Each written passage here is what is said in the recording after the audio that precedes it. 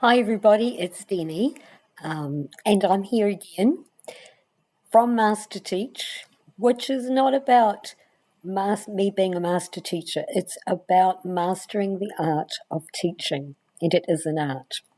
Okay, so today I want to talk to you about inclusion and how difficult that can be in a classroom, and how to go about getting yourself some help. The idea of making a referral as a teacher can be very daunting.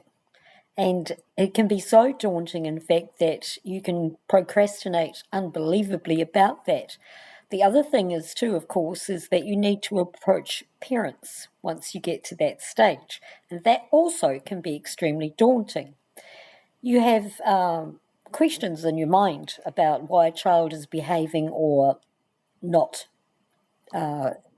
progressing in the way that you would like them to do.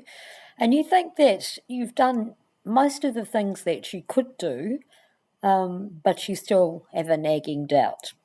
So if you've got that nagging doubt, that's pretty important to recognise and to work with.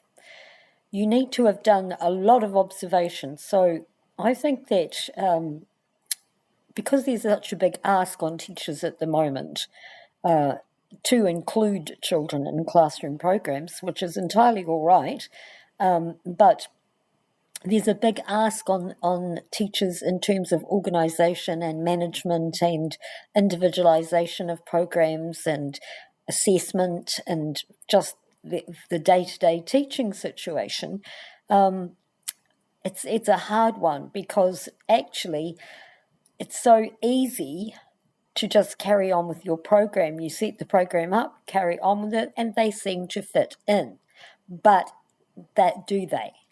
So the proof of the pudding is in the eating, and actually quite a lot of the time they haven't fitted in, they've just faded in.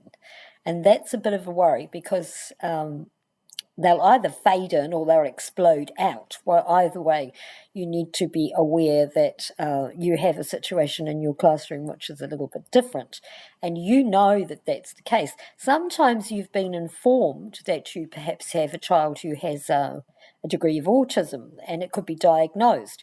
But don't forget that you as a teacher cannot diagnose autism, and neither can your Senko, and neither can your team leader or anyone else in your school unless they have a qualification in terms of the kind of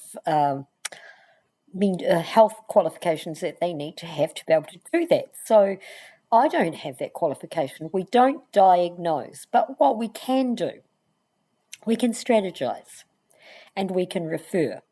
So those are the important things to know how to do. Some of the strategies that we use for autistic children, for example, have universal design for learning. They have UDL principles behind them, so you can actually use them for a lot of your class, and it will benefit quite a few. It might be a group, it might be the whole class, just depends. But that's not really the biggest issue. I think the thing is that you have to come to the stage where you know that a referral needs to be made, and you grappling with your own issues around how do I explain to my team leader that this kid isn't doing what he needs to be doing, and how is that going to reflect on me? See, a lot of things that happen in classrooms these days are around accountability, assessment, and the progress that a child is making. And if a child has an issue already, then the progress is slower and you feel worse as a teacher. Now, you're not the only ones, because actually, at the other end of the scale, you've got parents, and they probably have got very deep concerns of their own. In fact, it's unusual that parents haven't spotted anything at all. So I think you could say that having the conversation with parents should come first. And when you have that conversation with parents, don't put it to them like, my diagnosis is he's got autism. Don't do that, because you don't have a right to do that anyway. What you can do is talk about how he behaves at home, how she behaves at home, and you can talk about what kinds of things might help.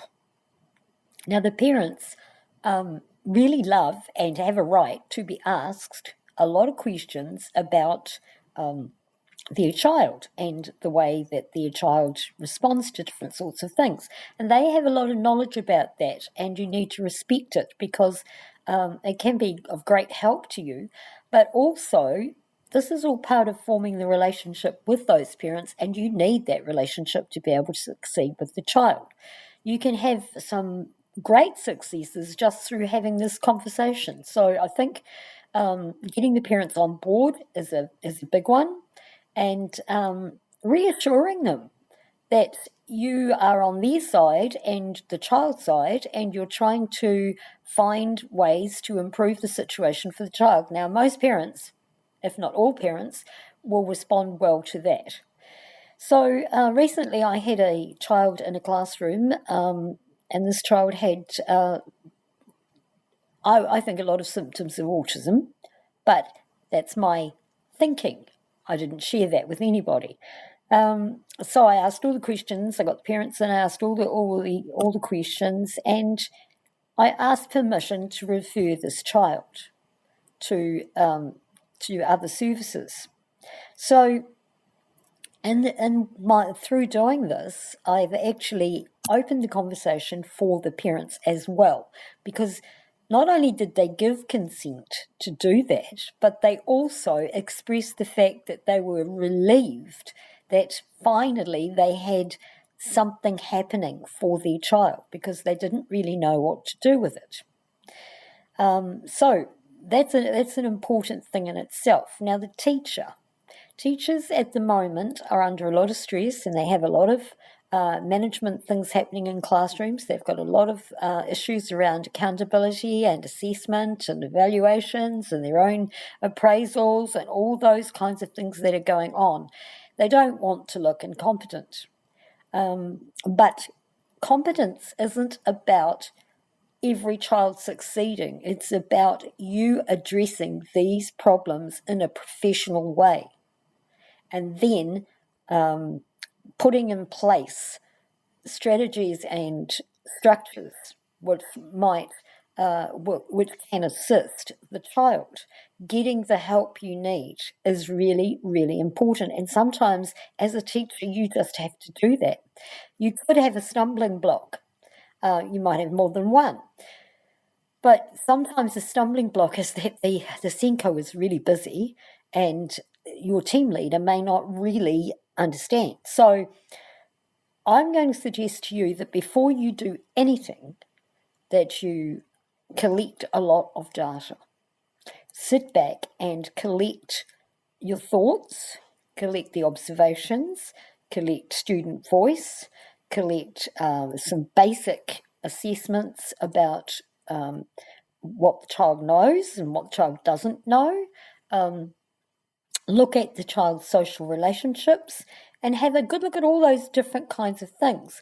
You might like to make a plus minus interesting, which could give you plus what would happen if. What would happen if you had so-and-so? A lot of teachers might say, oh, I need a teacher's aide. Well, you might get one, but you might not. And if you do, it might not be for very long. So actually, I think the TA idea, the learning support person, is a really great idea. Excellent if you can get it, but don't depend on it. Depend on yourself and be resilient as a teacher, be resourceful as a teacher, but also advocate for your child, because that's really important. This kid's in the class with you for a reason, and it's your job to do something about their learning. Now, I know that's a big ask, teachers. I know that's a huge ask. But you get those parents on board, and you get your Senko behind it, and you've got enough data, you can do things. So those are the things that you need to know.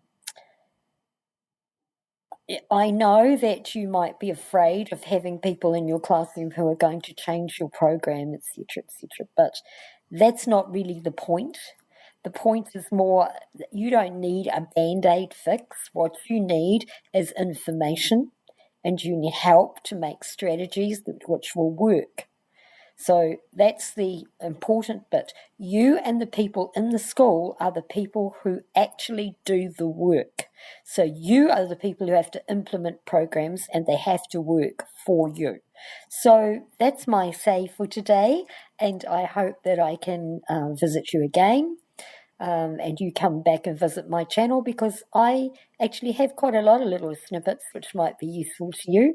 So have a great day. Teaching's a good job, but you need to be resilient, and I don't say assert yourself, I say be mindful as a teacher. Have a great day.